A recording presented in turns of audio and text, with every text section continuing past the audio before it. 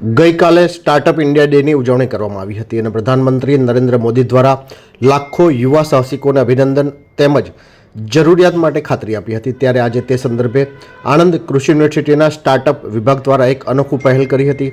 તે સમયે યુનિવર્સિટીના vice chancellor doctor KB. Kathiria, registrar DN જેવા ઉચ્ચ અધિકારીઓ અને વિદ્યાર્થીઓ ઉપસ્થિત રહ્યા હતા। 10 વિદ્યાર્થીઓને 10 સ્ટાર્ટઅપ લોકોને 1 કરોડથી પણ વધારાની સહાય અને સન્માનિત કરવામાં આવ્યા હતા। તે સમયે ઇન્ક્યુબેશનના સીઈઓ નિકુંજ સોનીએ વિદ્યાર્થીને કોઈપણ જાતની મદદ માટે નિસંકોચ રજૂઆત કરવા કહેવામાં આવ્યું હતું અને આવતા સમયમાં પણ આવા પ્રોગ્રામ કરી વિદ્યાર્થીઓને પ્રોત્સાહિત કરવામાં આવશે તેમ જણાવ્યું હતું।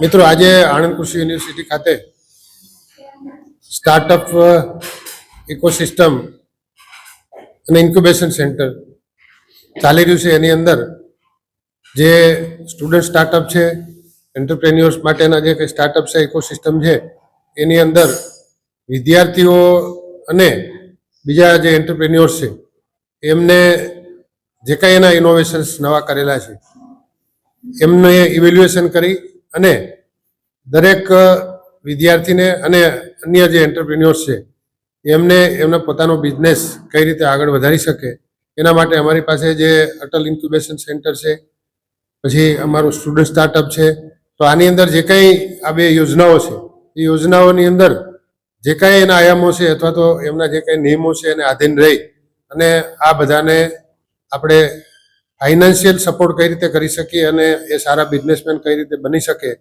એ માટેનો આજનો આ કાર્યક્રમ હતો।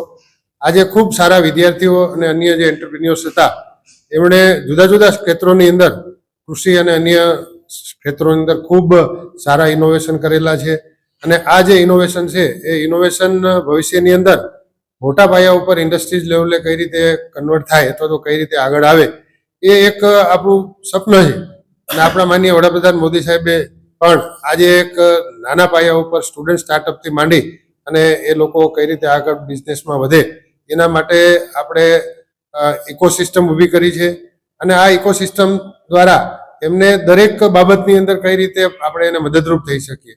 માત્ર ફાઇનાન્શિયલ સપોર્ટ કરીએ એ પૂરતી બાબત નથી, પરંતુ એમને તાલીમની જરૂર પડે, ટેકનિકલ નોલેજની જરૂર પડે, કોઈ બીજી ફેસિલિટીની જરૂર પડે, તો આ બધી જે સવલતો છે એ સવલતો પબ્લિક સેક્ટરની અંદર જે કઈ જગ્યાએ ઉપલબ્ધ હોય, માનો કે અમારી આણંદ કૃષિ યુનિવર્સિટીમાં અમારું એગ્રીકલ્ચર સંબંધિત જે સ્ટાર્ટઅપ છે એ ભારતની અંદર કહેવાય કે લગભગ અમારું પ્રથમ નંબરનું સ્ટાર્ટઅપ હશે એમ કહું તો ખોટું નથી। મારું નામ અભિષેક પાનસુરિયા છે। પ્રોડક્ટ છે આપની શું ઉપયોગ? અમે એક નમો વરદાન કરીને ડિવાઇસ બનાવ્યું છે જે ગાયમાંથી ડંગ અને યુરિન એટ સોર્સ કલેક્ટ કરી શકે છે। અત્યારની કરંટ સિચ્યુએશન એવી હોય છે કે જેમાં ગાય જ્યારે છાણ અને ગૌમૂત્ર કાઢે છે ત્યારે એ સીધું નીચે પડે છે। જેવું નીચે પડે એટલે એ કન્ટામિનેટ થઈ જાય છે, જેથી કરીને એનો સદુપયોગ નથી થઈ શકતો। એટલે અમે જે ડિવાઇસ બનાવ્યું છે એ ડિવાઇસ થકી છાણ કે ગૌમૂત્ર નીચે પડશે જ નહીં, એટલે એનો વેલ્યુ એડિશનમાં ઘણો ફાયદો થશે। અને આજનું માર્કેટ સ્કેલ જુઓ તો 2020ના લાઇવસ્ટોક સેન્સસ પ્રમાણે ભારતમાં 14 કરોડ ઇન્ડિજિનિયસ કાઉ બ્રીડ છે જેને દેશી ગાય કહેવાય।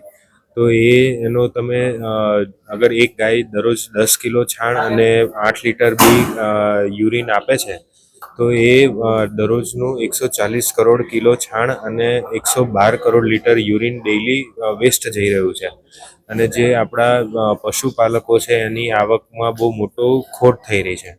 તો એ ખોટને આવકમાં બદલે એ માટે અમે આ એક ડિવાઇસ બનાવ્યું છે।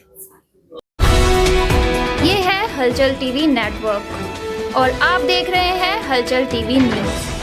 हर हलचल पर नजर, हर हलचल की खबर।